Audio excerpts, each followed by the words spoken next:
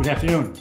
This is Mayor Tom Barrett, and I felt it was important to give you an update on several items this afternoon that I think the people in our community are interested in connection with the COVID-19 crisis. And so I want to start with the first one, which is work that we've been doing, working very closely with Milwaukee County and the Archdiocese of Milwaukee.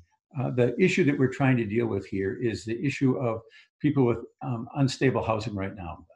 Homeless people who are perhaps older, homeless people who might be at risk of catching this disease. And with a lot of congestion in some of our housing shelters, the issue is, what do we do to make sure that these individuals are safe? And what do we do to make sure that they don't infect other people? Fortunately, we've had individuals and institutions that have stepped up to help Milwaukee County, the city of Milwaukee, St. Francis, which has been a strong partner in this as well, to help us deal with this important issue. Specifically, I'm referring to the Archdiocese of Milwaukee, St. Francis de Sales Seminary, which has a location that straddles the Milwaukee-St. Francis border. And on this piece of property, there is a convent that had been occupied through January of this year. But starting in January of this year, this convent has no longer been occupied. So the Archdiocese reached out to our City of Milwaukee Health Department. Our City of Milwaukee Health Department made the connection with them. They, along with the county, went and toured not only this facility, but the Cousins facility to see if either of these facilities would be appropriate to be a house so that individuals, again, older individuals primarily, people who are susceptible to getting COVID-19 or are symptomatic, would have a place for themselves to be safe and to make sure that they were separated from other people so that they would have the social isolation that they need.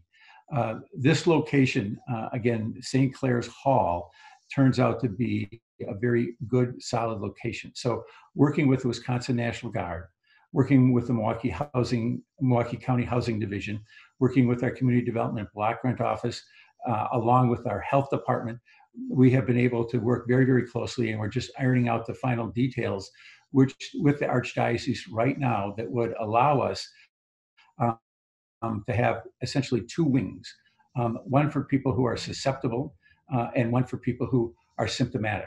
This would allow us, again, to provide them with safety and to provide the social isolation that's necessary for our community. And the reason that this is a good site, and I don't know how many people have been to this site, is to the east of it is Lake Michigan.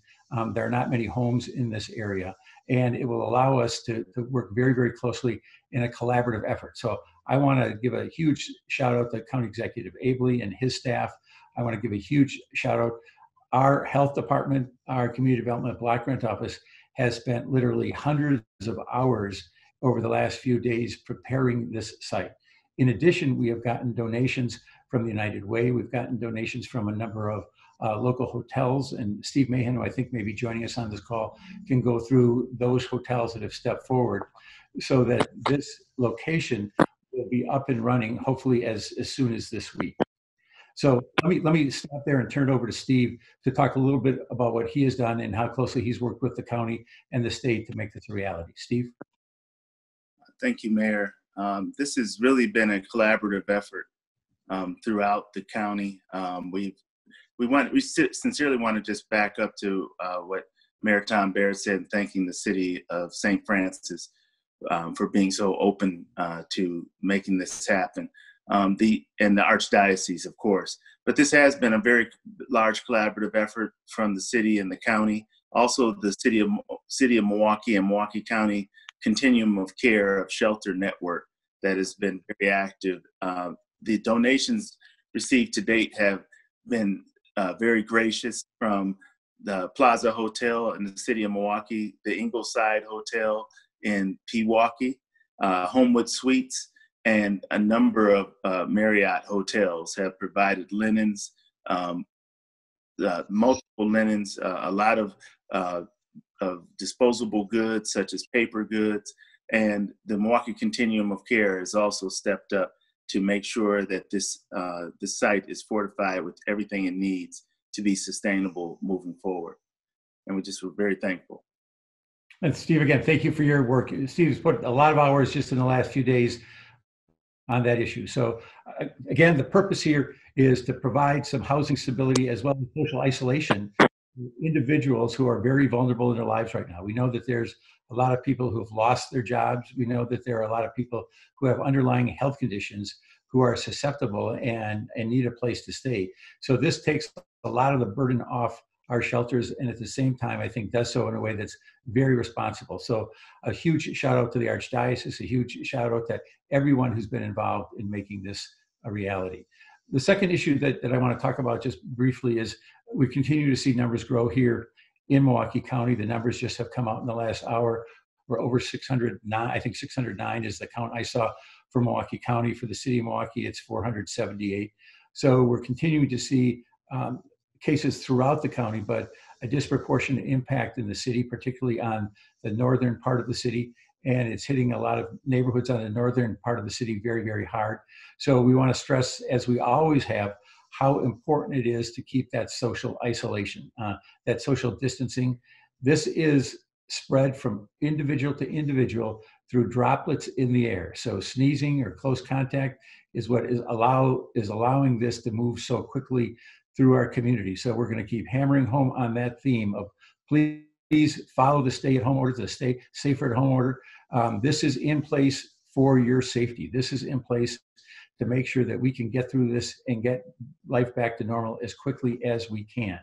I want to talk a little bit about what's going on in Washington. We've had a lot of contact with Congresswoman Moore in her office. I talked to Senator Baldwin yesterday, and we know that there are resources that are coming from Washington. I earlier today had a meeting with key members of my staff, with my budget office, with my Department of City Development, with my health commissioner, to make sure that we are going to, as quickly as we can, working in conjunction with the county and working in conjunction with the state of Wisconsin, get these resources out into the community as quickly as we can. And we know that there are two pressing areas right off the bat that we have to deal with. The first, of course, is the healthcare one, which is by far the biggest immediate concern that we have right now, to do everything we can to stem the spreading of this disease. That means putting more effort and more resources into tracing. That means doing everything we can to identify those individuals who have tested positive and ensure that they are isolated, again, for their own sake and for the sake of their family members and the greater community. But we want to do that, again, in conjunction with the county and the state, so that there's not a duplicative effort, that we're adding to each other's efforts to do that. In addition to the money that's going to come through the main bill, there's going to be a significant amount of money that's going to come to Milwaukee through the Community Development Block Grant Office. And again, Steve Mahan, who is on the phone with us or on the screen just minutes ago, is a person who is involved there. We know housing needs are going to be very, very important. And that's something that we are working to make sure that people don't lose their housing. Of course, the moratorium is now in place against evictions and foreclosures.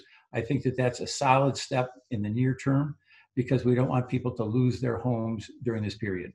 Part of our conversation earlier today was with Rocky Marcoux from our Department of City Development, and we are going to be working later this week, reaching out to financial institutions to see how we can be working with them to make sure that they're not calling in loans, to make sure that the bridge loans are there if necessary, to see what we can do to make sure that businesses don't suffer. We know that this is an incredibly challenging time in terms of the unbelievable increase in unemployment claims.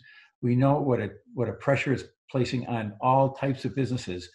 So again, working with our state allies, working with our county allies, we're going to do everything we can to ensure that that doesn't become an even greater problem that is. But I am not minimizing that problem.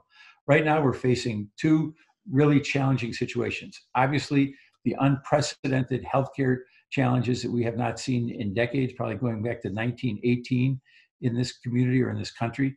And in addition to that, the economic hardships that are being caused as well. The final issue that I want to touch on is the issue of voting. As you may recall, we've had challenges this week as the number of people who have in the past, very, very, very reliable poll workers have literally at times, sometimes dozens by the hour, dropped out of coming back to us. And this includes our chief inspectors. The chief inspectors are the individuals, when you walk in to vote, those are the people that are running the site. And we've lost a high number of chief inspectors who don't feel that it would be safe for them to work. That has caused us a huge problem. And that is why I contacted the legislative leaders, why I contacted the governor to say that I felt that we needed to have this election be a voting by mail election, that the balloting should be done by mail. I was very pleased to see Governor Evers is taking a leadership role in recognizing the difficulty that we face here. But I want to put this in a context. Right now, if an individual tests positive for the COVID-19 virus on April 3rd, April 4th, April 5th, April 6th, April 7th, my understanding is the only way they could vote, because that's after the time to request an absentee ballot, would be to go vote in person. I hope I'm wrong on that, but that's my understanding of the law right now. We do not want, and that could be dozens, if not hundreds of people who are going to be testing positive, again, on the 2nd, the 3rd, the 4th, the 5th, the 6th, I'm sorry, the 3rd, the 4th, the 5th, the 6th, and the 7th, that 5-day period. We don't, for their own sake, and for the sake of the poll workers, and for the sake of other voters, we don't want them to have to go vote in the polls. We're looking for a way to safeguard their right to vote in our democracy, but not to put them at risk, and not to put our poll workers at risk, and not to put other members of the public at risk. I think it's worth noting that just yesterday, the governor of New York, Governor Cuomo, has delayed their primary through the end of June. Why is this significant? This is significant because his decision actually puts his primary after the date for which delegates for the Democratic convention are chosen. In other words, he is willing to give up his political clout for his state, in part because of this health crisis. I'm trying to look and have my staff look right now, but I don't know that there is any other state other than Wisconsin. And this is something I invite all of you to look at and help me figure this out. I don't know that there's any other state in the next month or month and a half that is planning on having in-person voting on election day.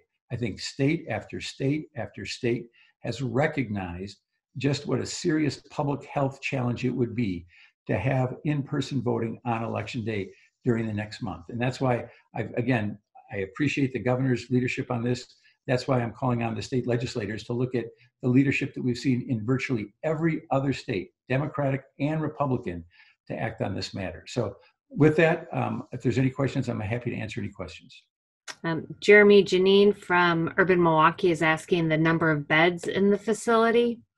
My understanding is that there's 90 beds, that there's 2 wings. So my understanding, again, and this is subject to change, that you'd have one wing for people who are symptomatic and another wing for people who are at risk. And there will be security there, security cameras there to make sure that, and obviously the City of Milwaukee Health Department will be the entity that is making the referrals to individuals to be located there. It's temporary. We hope it's very temporary, but it's defined temporary housing for people who are very vulnerable and who are at risk right now. Question from the Spanish Journal. I'll read it here. There will be access to health and free testing in clinics and hospitals for members of the public with no health insurance, and also for undocumented. Also, if there will be any economic relief locally for undocumented facing a challenging situation. I've been working and I have had several meetings over the last several weeks with the leaders of not only the hospital systems, but our community health centers as well. I think for many individuals in our community, the federally qualified health centers are the ones that many of our residents turn to. And so we want to make sure that we're reaching their needs. So we're working with them, and we're going to continue to work with them to make sure that there is testing. I want to be careful on the testing, though, because this is an issue, and I think it's important we have this conversation. When I first brought this up, not only to our hospitals, but to our FQHCs, my goal was to have some sort of drive-up testing or drive-through testing. And at the second meeting is when I learned that we had these huge problems in getting not only the testing equipment, the tests themselves, but the PPE. And that was a backlog that began in February. We still have some issues there. There is more testing that's occurring, but it is going to be primarily for people who are symptomatic, is my understanding. And that means making sure that we are using these scarce resources for those who are showing symptoms. it is my intention and my hope and my goal that we get a lot more testing equipment, that we get a lot more tests themselves, because as I've looked at Singapore and Hong Kong and South Korea, I think a major way for us to really start attacking this problem is to be able to do more extensive testing. Because by having more extensive testing, once we get through this part, we'll be able to isolate the individuals who are testing positive in the hopes that those others in our society can get back to work. We have to also work to get others back to work. But I believe that people will not be charged for this, and that's certainly our intent. I believe the federal legislation ensures that they are not charged, but we will double check that. The question is, any more clarity on what the CDC officials on the ground in Milwaukee are studying? I think that the CDC officials first came to Milwaukee when there was a concern about exposure at Children's Hospital. That's what brought them here. I think that then you had the events up in Grafton with the long-term facility there, and the concentration that you're seeing in Milwaukee right now, particularly on the north side. So it's my belief that that's what brought them here. That's why they're still here. But I'll have the commissioner. The commissioner's not joining me today, but I'll have her address that as well. But that's my understanding as to what brought them here and why they may still be here. I don't know for certain whether they're still here. Is COVID-19 testing happening on weekends in Milwaukee County? And again, I think certainly for those who are symptomatic, who are presenting themselves, my understanding is yes, it is. I talked to the head of our lab, and they are testing all weekend. He was talking about our personnel for the health department are literally working around the clock to make sure, and we are concerned. We're concerned about our employees and the toll it's taking. I know this is taking a toll on healthcare employees throughout this nation, and I think we should all be very mindful of that and thankful for not only the work they're doing, but the sacrifices they're making for us. So yes, the testing is continuing through the weekend. Can we get an update about what all needs to be done at this hall to make it safe before people can be brought to Clare Hall? Steve, are you still on the phone? Do you want to address that? I don't know if Steve is still with us. Steve, I'll repeat this for you. What all needs to be done at this hall to make it safe before people can be brought to Clare Hall? Maybe you want to talk about the work that you've already done there. As far as all the referrals coming to this facility are from the health department working with the shelters in the continuum of care. So there's over 14 shelters that are able to refer individuals who are symptomatic or that have a high risk. So I guess I'm trying to see what exactly that would entail as far as additionally, they would be there until such a time that they could either be permanently housed or referred for additional medical care. The follow-up question, is there any concern of having people who may be sick in one location? Is there a concern of creating a hotspot within Clare Hall? Again, our belief is that this will be isolation. This will be isolation. So I do not believe that there will be a concern about a hotspot.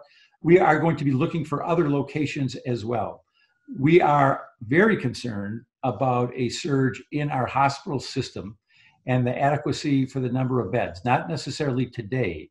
And I will be working this week with hospital leaders as well as healthcare community leaders to see what their projections are and how we can better coordinate as a community the ICU beds, the regular beds, because there may, and you've seen this around the country, there may be a need to have other locations outside of our current hospitals for people who are not at risk to be in the hospital, but still are symptomatic.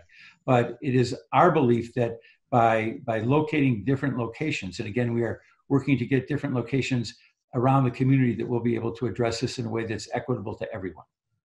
And then the final question, is it 90 beds total or 90 in each wing? My understanding, and Steve, you can correct me, it's 90 beds total, is that correct? Steve seems to be frozen right now. That's my understanding. We'll let you know if that's different.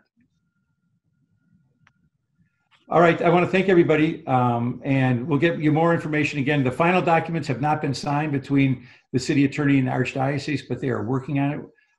And I want to thank the archdiocese again. I want to thank Milwaukee County. I want to thank Steve and his staff, our health department. I want to thank St. Francis. Everybody here is stepping up in a way that our community can be proud of. These are individuals, again, who have unstable homes right now. And I think as a society, we have an obligation to do what we can to make sure that they are not only in a place where they're not exposing others to COVID-19, but are in a position where they do not get COVID-19 if they are, again, in one of the high-risk categories. So we want to continue to do this in a very humane way, being sensitive to neighborhoods, being sensitive to communities, and doing it in a way that we can all say we're trying our hardest to deal with this unprecedented challenge. Thank you very much.